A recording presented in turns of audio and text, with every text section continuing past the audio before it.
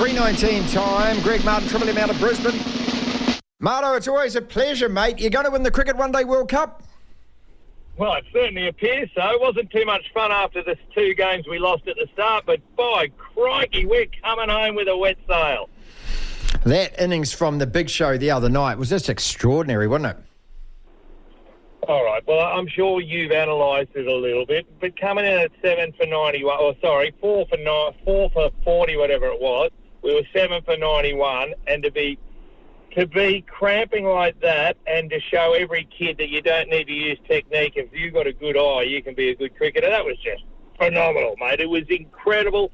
And do you know, I don't know if you guys know all the background, you know he fell off a golf buggy 5 days earlier and had concussion.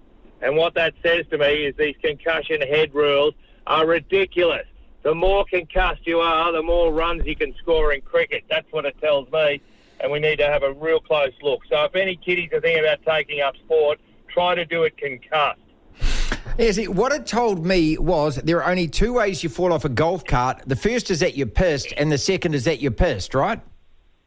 Yep. There's denials about that, but you and I both know the more you deny it, the more you drank. And also, do you remember why he didn't play? Like, I don't know if you're an aficionado of the background. We speak about him quite often on radio. But do you remember why he didn't play most of this year? He was out injured with a broken leg. No, I didn't know. I can't remember. No, obviously. No, keep going. All right. Google this one. At about, I think it was about this time last year, maybe it was even over the holidays, a mate of his, he went over to a mate's place for a 50th, and they were having a game of some sort of strange chasey. You tell me when grown men are playing chasey, they're not drunk. and he slipped over at the bloke's tennis court and broke his leg. Right. So he's a fiend for off-field incidents. It's bloody... He's a modern-day great, mate, a legend. Apparently still loves a beer, and he can play cricket. So old school, and it's still working. So in terms of Australian cricket fans, do they love the big show? Because quite often he's been a no-show, but in this particular tournament the other day, I mean, he was it. Well, it's all anyone's talking about. You think about last week before he got concussed, he hit the fastest one-day century in one-day cricket ever. So he has disappointed us. He's tantalising like that. He goes, oh, here comes the big show, and then next thing you know, he's a failure. Yeah. And then he's a failure again, and then he's the big show, and then he's a no-show. Yeah, he's a real enigma, and I think Australians love that. And you know what? How much money do you reckon he's making? He married an Indian girl. She's an Aussie Indian. So how do you reckon, how popular he is in India? Yes. Incredible. Please. He'll be alongside Stephen Fleming, and what Flem does is Flem basically just gets helicoptered from New Zealand over there these days. You're going to play South Africa in the semi-finals. We know what's coming, don't we? I mean, as sure as Australia was never going to win the Rugby World Cup, the South Africans are going to absolutely bottle this. They always do. We certainly hope so, don't we? Yeah, mate, they've had their luck. Bugger them. But also, it would appear, and this is what happens at these World Cups, because there's 9 games.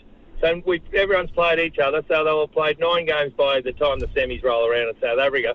We've played ourselves into a form, and we've all had 9 games on Indian tracks now. So I thought, remember we had a chat 3 weeks ago, I reckon, we thought this would be the last one-day World Cup, and dying, etc. It has been electrifying. It's as if the fact that they play so much T20, it has taught them how to make one-day cricket now exciting. Totally. Every game, there's been upsets. Netherlands have been going all right. So I cannot believe that I've actually been watching games. I thought I'd give it a miss, but it's been really... the big difference is that, when we started watching one-day cricket way back when, mate, 200 was a hell of a score, and then it went through that awful stage where, between about the 20 and 35th or 40 overs, I mean, that's when you went out, made dinner, put the barbie on and that, because nothing actually happened. But these days... we whacked 401 against Pakistan and still bloody lost, mate. I mean, but most teams are actually... I mean, how do you do that? How the hell do you do that? Most teams are hitting around about 150, closer to even 200, before the 20th over or 25th over.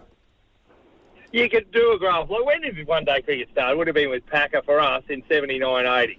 And I can remember the first time it hit 200. Then I remember the first time a team made 250. Then, 300. And it's only been the last 5 or 6 years that anyone's gone close to 400, and now it's almost regular.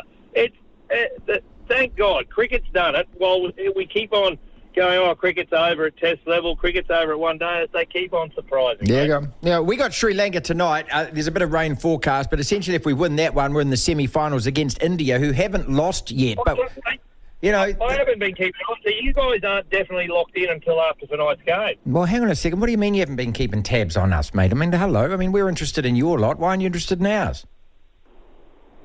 Because we're the big brother, but Right. big brothers are never interested in what the little brother's doing, unless it's rugby, of Okay, course. right. Sorry about everything. I noticed you haven't brought that up. No, well, I was going to wait a couple of minutes for that. The final thing on this was what I loved about Maxwell's innings more than anything was that solar panel Pat was at the other end and hit 12 off 68 balls, which was just on any other one-day innings he would have been shot, wouldn't he? Like a lame horse at the Melbourne Cup, but instead he's a hero. Oh, I just love how you call him solar panel Pat. That's just too good. Mate, takes all sorts. You know what? The Australians aren't actually all playing. We're just sending one or two blokes are playing well each match. So we haven't put anything together. We could be anything. Or then again, we could be eliminated. Who knows? That's why we watch sport. Eddie Jones, mate. What's the fallout of that being? I mean, you were in favour. I was in favour. We loved the headlines. We loved all the press conference stuff. And now he's turned around and he's absolutely shat on you. I know. I fell for it. A lot of people here in Australia did because we didn't have any hope when Dave Rennie. He'd been 36% of games. Dave Rennie was winning when he was around last year and the year before, but we didn't realise that's actually far better than what Eddie did. But I fell for it. I drank the Kool-Aid and went, oh, good, Eddie's back. And I forgot Eddie's now 63. He doesn't care about anyone but Eddie. So he's just looking after himself. Everybody in Australia hates Eddie. There is not one person who enjoys anything Eddie's got to do with anything, so the bloke needs to go to Japan as quickly as possible. And what happens to McLennan now, who backed him to the hill? What happens to him? Okay. Now, listen, our radio network, you'll understand this, is being attempted to be purchased by another radio network at the moment, amalgamating. Same here. Yeah. He's the chairman of this new radio station that's trying to take over our. Okay. And I've given him one of the all-time sprays the other day on radio. So I've just signed a contract, so I should survive. Should be okay, yeah. He could end up being my boss, but if this bloke, I've never seen anyone so tone-deaf in all my life. The whole of Australia is calling for his sacking, and he's going, I'm not a quitter. Mate, it's not. He actually said the words, I don't want to set a bad example in front of my children and be a quitter. Mate, it's got nothing to do with your children. It's the whole, Australia owns Australian rugby, not you. So, mate, if he doesn't go, someone will probably shoot him. Finally, did the right team win the Rugby World Cup? Oh, sorry, mate. I feel real sorry. And, I feel sorry for... Oh, well, you've written enough words. Everyone's heard about it, but it was sad. But do you remember, I was there that night you won the 2011 World Cup, and there's every chance that bloody France should have won that game. I'm sorry. So maybe there's karma. Maybe there's karma, and I'm sure no one in New Zealand thinks that way, but someone has to win these silly games, and I tell you what, Greg, the surprising thing coming back to New Zealand, and it was the same after 2019, that there just hasn't been the vitriol and outpouring. People have just gone, the All Blacks lost. And I think over the last 3 or 4 or 5 years, we've got used to us losing. We can't string a good 4 or 5 wins together. And so, it's just dulled everyone. I mean, I was really proud of the second half effort to actually 14 against 15 was, but you can't win a World Cup final when you're a man down for the best part of an hour. Not with a flanker, one of your main players who's a flanker and a forager and all the rest of it. Of course you can't win. But you know what? You say that. Therefore, the All Blacks and the whole nation of New Zealand have lowered their expectations. True. And that's what losing occasionally does. Because you used to be the biggest bloody smart asses when you were winning World Cups back-to-back.